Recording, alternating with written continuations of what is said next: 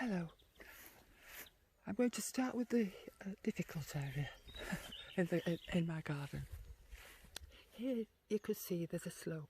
There's a slope down. Slopes from the east and runs down, and the land goes right up to the gable end of the house, the eastern gable there. And in the winter I was able to watch the water running across the grass, running down the grass and hitting the gable end.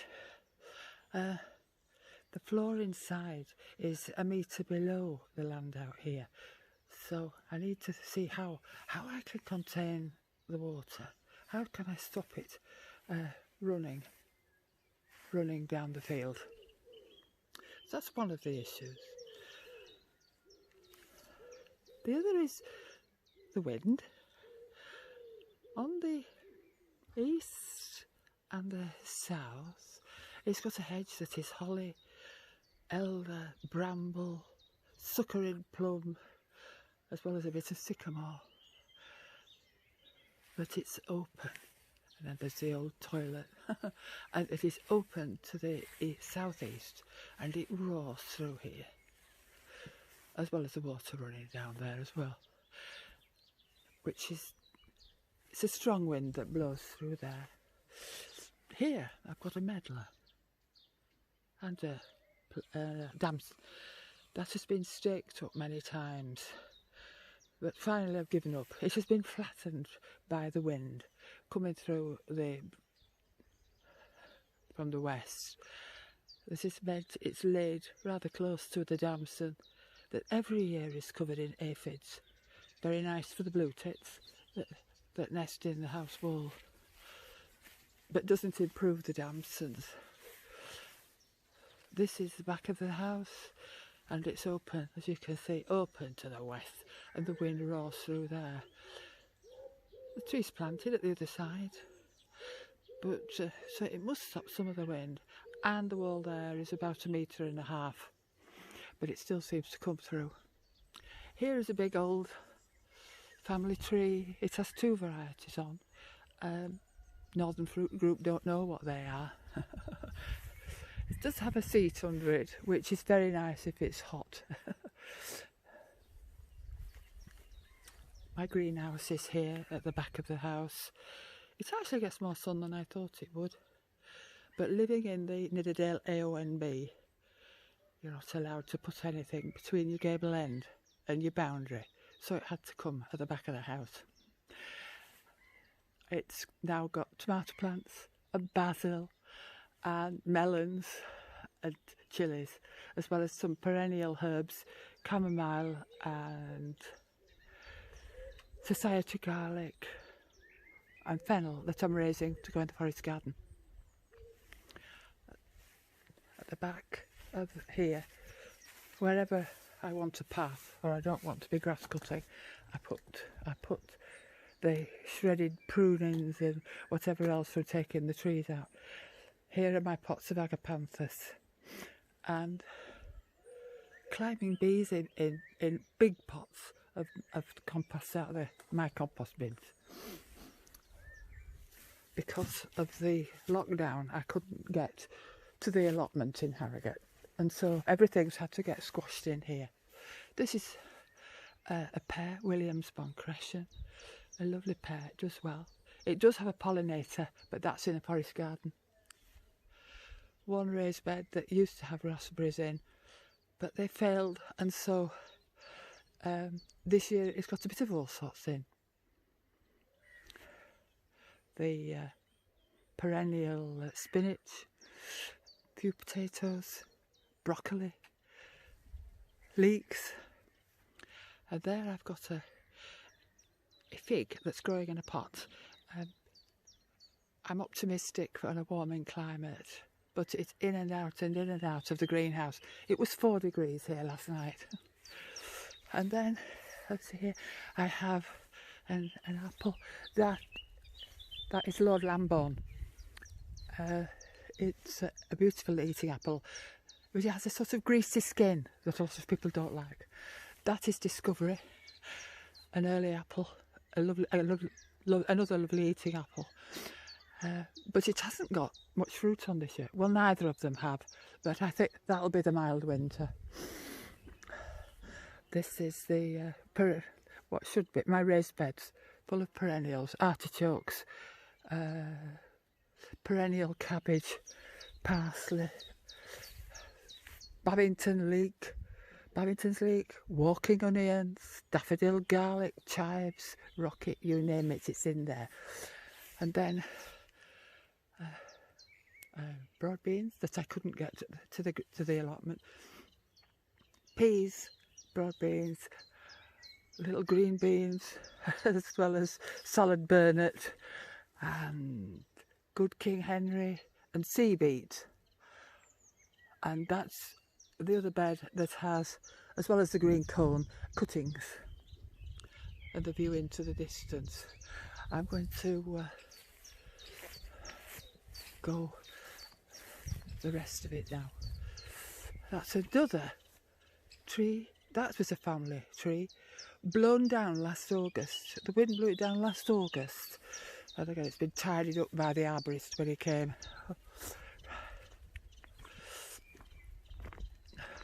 That's another of these myrobalums, a cherry plum that has been here, well, century or more. I have a public footpath that comes through to go out onto the land beyond. Horse chestnuts, there's two of them. They were my mother's bonsai trees until they got too big. And the trees, there's a small tree that I planted in the winter. It was planted on the flat and it was so wet that I had to move it onto the banking. Just up the rise to, anyway, it's looking quite healthy. So I'm going to go into my forest garden bit. That's a red hazel, that's not looking well. Go down the public footpath. Small juniper, that went in this winter. That is the small leaf lime that I have as a salad leaf. And there's Cornus Mass down there. And the view out of my garden that shows, it goes straight out onto managed farmland. This is, the land round here grows grass, nothing else. And this was reseeded quite a few weeks ago. Right. This is my far boundary. It's got willows, hazel, aronia berries, that autumn olive, as well as alder buckthorn there. And here there is another apple tree. This is hardly any on. That's Orleans Renette, another cherry plum. Autumn raspberries, those are very successful. Black currants.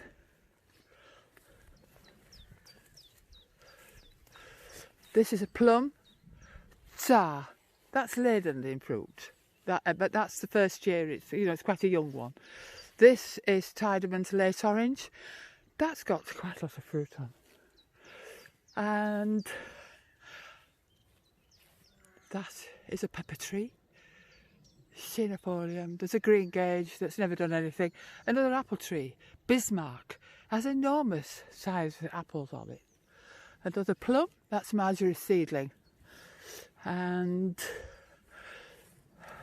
Myrica barley, another myrtle, as well as the weeds round the outside. This is another cherry plum. I'm going to have to take some of the height off them. I'm walking round the forest garden rather than going in it. Gooseberries, black currants, more black currants. This is a different variety. They're later and they sort of hang in strings, which make them easy to ground cover strawberries, That is a honeyberry. This is the first to fruit. And there, planted far too close to it, is a bush cherry, but it's a very young one. I can see that'll be a problem. And there, not looking very healthy really, is a salt bush. The ground cover is strawberries that fruit well. And then, but I have salady things as well. That is a French sorrel. That is sweet Sicily, just coming in. It's got its seed pods on, that Martin Crawford calls a nice little nibble. Red veined sorrel. More. Right. That is, has got poisonous leaves and poisonous flowers. It's Carolina allspice. You grow that for the bark. There's also here lots of salad burnet.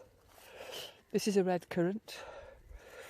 This is a net on to stop the birds eating them, but that's because my grandson likes eating them straight off the bush if he is ever able to come.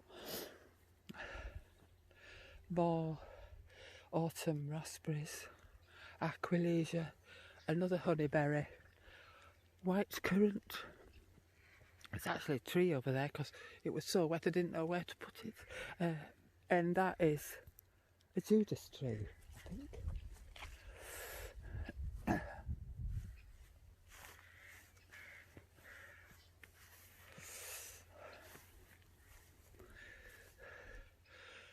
That's just a path, the little path I put in for when I want to get to the wild garlic, and it just goes down to the ditch that's at the end of the garden.